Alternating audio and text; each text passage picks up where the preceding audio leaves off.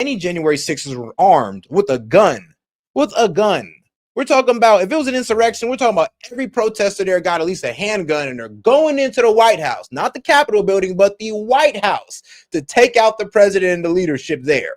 That would be an insurrection. Or like this right here, where they're just going against federal law altogether. Because the January protesters, they wasn't trying to go against federal law. They just wanted a recount of the election. And well, you see what that happened with that.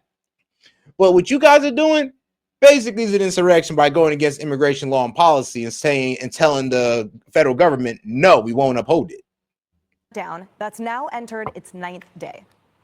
We got a 1-year extension. Why don't we sign on right now? Let me ask you a question. Did you get permission from your boss? Why don't we sign on right now? Did your boss, Donald Trump? You can easily extend the ACA right now. Did your boss, Donald Trump, give you permission? Yes, he is. No, he's not. And by the way, so let me ask you a why question. did you vote to shut the government for years? You always lectured about how we need to keep the government open. You're making a show of this to make yourself relevant. It's sad. You could easily sign on to this. You're embarrassing yourself right now. Everybody's reacting to this.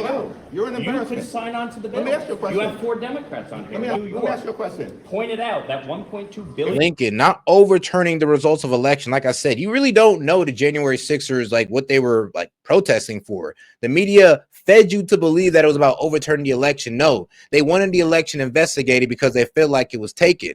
And they wanted for a recount and for an investigation to be done into, well, all the allegations about voting fraud. And that's all they wanted. They didn't want to overthrow the government. They just wanted the vote to be recounted. That's it. And that's all. I mean, anybody else will try to tell you different. And honestly, that's just propaganda. And they're honestly just trying to mislead you about January 6th and the protesters. Like, no, but a lot of people don't know that they were literally just there to pretty much ask for an investigation into the election. That's it. And let's be real. I mean, the government wasn't doing it.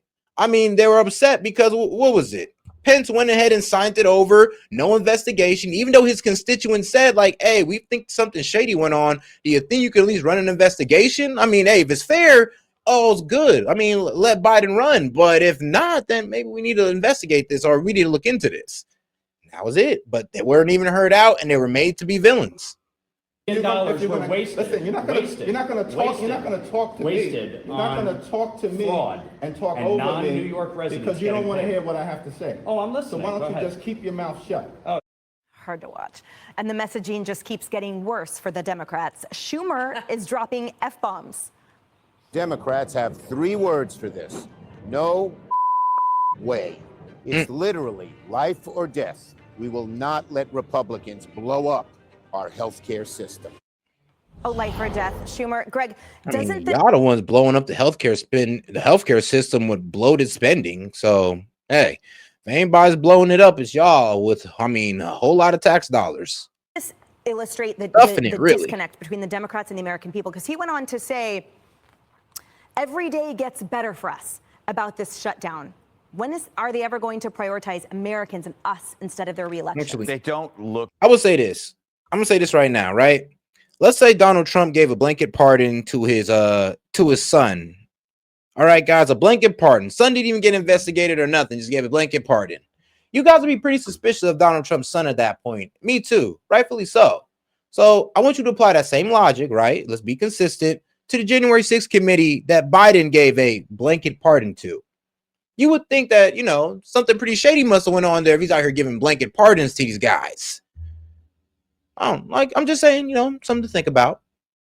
Well, they don't look well. None of them do. Even when you see Jeffries, i.e. the straight Obama, they look so fundamentally miserable. They're not happy. And I think what we're seeing right now is the opportunity cost of Trump derangement. They thought that that's where all their energy should go.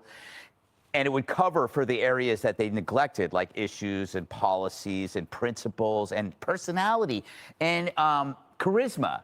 Like what's missing with a lot of these people is charisma, the power plus empathy. If you're in a position of authority and you show empathy, that's charisma. But you don't see that on the Democrats. Look at Katie Porter, is that her name? Or whatever. She's not, there's no charisma there because she has authority, which she abuses. And you see that a lot with like Adam Schiff is like that. Nancy Pelosi's like that. They don't actually seem generous with their power. I think that if I were to make the Democratic Party a person, I would say it's a drug addict, right? and the addiction is Trump. It's not Trump derangement, it's Trump addiction. Because, you know, when you're an addict, your wife leaves you, your bills don't get paid, you're facing eviction, your friends start disappearing, you become Keith Olbermann. The Democrat Party is in desperate need of a rehab or a 12-step program, but they won't ask for help because they're too proud, they're too resentful, their ego's too big. They have to actually ask for help, and we might help them, but they have to ask first. Yeah. You know damn well. I'm done, Greg. I mean, Guffey, you know damn well they not about to ask us for help. No, they want us to capitulate. They want us to agree to their overspending. And if we don't, they're going to tell Americans that we're trying to kill them. So, man, it is what it is with these guys. Profane. It's like, you honestly just got to pray that Americans can see through the bullshit at this point. That's what we're betting on. Because, I mean, when you play on emotions like the Dems do, it's really hard to shake people out of that. Obviously, is this just showing that they have a lack of message, like that they're a lack of message? I think it shows just also one other thing, which might sound a little petty, but why not? This is the thought. Hakeem Jeffries, I just checked. There's no record of him ever having done like high school or college speech and debate. But Mike Lawler was a debater. And if you watch this exchange, which is very painful, and I cringe, and I want to crawl under a table, I'd like to mute it. But I listened to it for a while because Lawler has substantive points, and Hakeem Jeffries is just in his face, basically hurling personal insults. And that's not going to get the ball down the field. And Hakeem Jeffries has got this boredom in his eyes. Yes. It's like he knows, no energy. He knows that he is the face of the Washington Generals to Trump's Harlem Globetrotters. They know how this is going to end. Now, on the health care front, I've been saying for a while, the Republicans, once again, into the breach. You have to have a proactive health care message and one that takes us in a direction that is better than what Europe has, because Europe, if you look at their finances, it is a terrible situation. We have to be able to do more and better policy. So that is something that can be decided. But one of the things is they keep talking about these Obamacare subsidies. I mean, that's a problem. They're hanging on to Obamacare too much. It's like they're so caught up in Obama's legacy, they can't think of anything new. They don't think of any new ideas that could honestly help the American people, because obviously Obamacare ain't it. Obamacare ain't it. It's all right. It's something for now, but it's not the best solution we have. It's not the best solution we can come up with. And the fact that the Dems act like it is only because of, I don't know. Maybe it's about protecting Obama's legacy or something like that. I don't know. It could be that's honestly a stretch. But to be quite honest with you, we should be able to come to a new type of healthcare plan that's benefit for the American people and government spending. And here's the thing. It should be a bipartisan thing. We should be able to come into this with a bipartisan effort to come out with a good healthcare system, instead of just trying to revive the Affordable Health Care Act. Like, it's not working. And we just need to, and I'm not saying we need to just let the whole thing die and leave Americans out to dry, but we do need to come up with something better.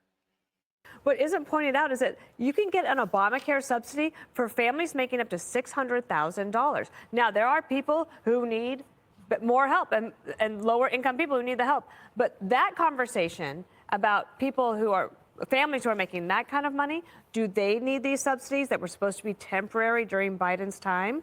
I would say that most Americans would say not, but we can't even get to that discussion because they're just hurling personal insults at each other. Right. I love that your sports analogy is the Harlem Globetrotters. I remember going there. They're fun. My parents took me when I was in Denver as a kid. I loved it. Dana reads sports. So yeah, Dana making the point that Chris Wright, I thought, brought up today, very well stated in the Oval Office or in the whatever, when he was saying that the Dems filibustered the leadership, right, up to a couple weeks ago, and now they're filibustering the funding. The whole point is they're refusing to engage substantively. They're just engaging shouting and outrage for their TikTok videos. Well, it's so funny because, of course, every time there's a government shutdown, Republicans always lose the PR war, every single time. And this time, it's almost like they don't even care. They're winning the PR fight this time, but they're also winning on substance, which you see right there. And then you wind up with Hakeem Jeffries having to dissemble and embarrass himself in this cringe. And with Dana, you can't even listen to it. You want to mute it and crawl away. But Not for real. At the end of the day, the problem for them is they don't have issues. They can talk about health care, but of course, I'm pretty sure Democrats already fixed health care. We have Obamacare. They did get that through. And I think most people, there are people who benefited from it, but I would argue that far more people have been punished under Obamacare because they can't, their insurance has gotten more expensive. So not only are they losing the PR, they're also losing on the issues themselves.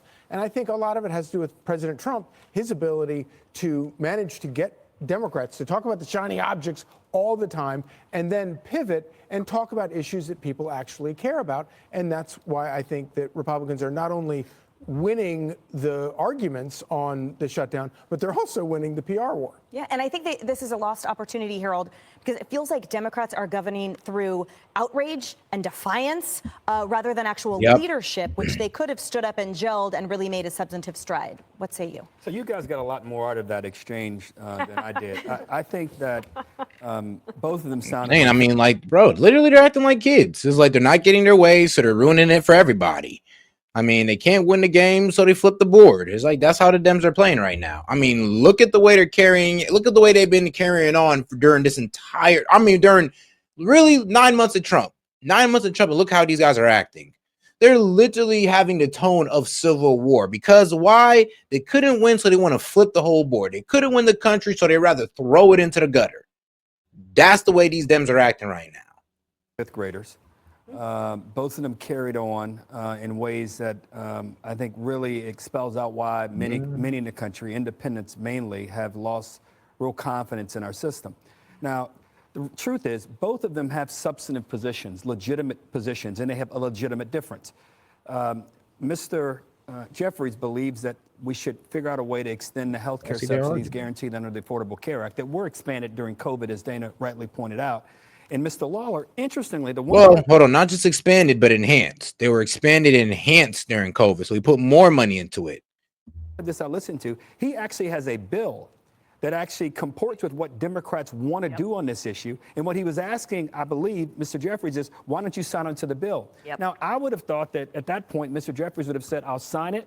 And you know what? Come on to the office with me and let's call President Trump and let him know that there's another Republican that wants to do this as well. There's another Republican in addition to Congresswoman Marjorie Taylor Greene, who has said she thinks that Democrats have a legitimate point on health care. But instead, these guys took the bait and they couldn't stop arguing. I agree with you. I thought Lawler had a little bit of a better exchange, but they both look like kids at in my son's fifth grade class. Well, I don't know. Well, I mean, to be quite honest, it was a bit childish, the back and forth between Hakeem Jeffries and that Republican senator. But like, even he had to admit, he's like, this Republican senator literally came in front of this man and said, yo, we're giving you an extension, and we're giving it the extension. Like, why didn't you sign it? And Hakeem didn't even address it. He just went straight into insults and trying to lay in on the man. And I'm just like, do you see how bad this makes y'all look? Like, damn, you see how bad this makes y'all look? I gotta sit here and defend this? Like, how do you defend somebody who sat out there and said we need extensions to the Obamacare subsidies? We give it to you guys, and then they don't even open the government. And not only that, now they remove the goalposts, and now they're like, oh, well, now we want permanent. We want to make it permanent now. There's no winning with these guys. There isn't. He said, can't be a pigeon at checkers. I mean, you're not for real. Because I just don't understand the strategy with these guys. And they kind of left themselves to the mercy of Trump because now Trump did what? Cut all their favorite funding to their favorite NGOs, cut their favorite employees, all that wild stuff. And they left themselves at the mercy of this man. And you know what? I mean, he must not be that bad. He must not be Hitler and all that wild stuff if you're willing to leave yourselves in his clutches. I mean, he can't be that bad of a guy. I give the winning point to Lawler. Of course you do. All right, guys, coming up. Yeah, I give the winning point to him as well because he said it straight up. He's like, yo, the Republicans is giving us what we're asking for, and you said no. How are the sensible Dems going to take that? Because only the sensible Dems are going to get it. The rest of y'all, some of y'all are going to go along with the BS and be like, no, we want it permanent. But the sensible Dems are going to be like, yo, you guys act for an extension. The Republicans give it to you, and you're not going to open up the government. I mean, what is this? Like, what are you guys trying to pull here? All right, guys, let's get into one-on-one with former House Speaker Nancy Pelosi. Let's get her ideas on it. Shutdown that has no end in sight. We are 8 days into a government shutdown that has no end in sight. Joining me now is a veteran of shutdown fights that seem to roil Capitol Hill every few years. The former House Speaker of the House of Representatives, Nancy Pelosi, is here at the table. Day 8 of the government. First of all, thank you so much for being here in person. We are day 8. This is it. Antoine, he said, really, black man? Yes. Yes, man. Really. Actually, you know what? I got a better one for you, dog. I got a way better one for you. Oh, yeah. There is powerful niggardry at work here. And yes. Really, nigga? Real stalemate, unless you know something I don't. But, you know, right now what we're seeing is President Trump and Republican leaders are saying they're not going to negotiate on extending the healthcare subsidies until the government reopens. But we did. I mean, like I said, and this was a day ago, right? This was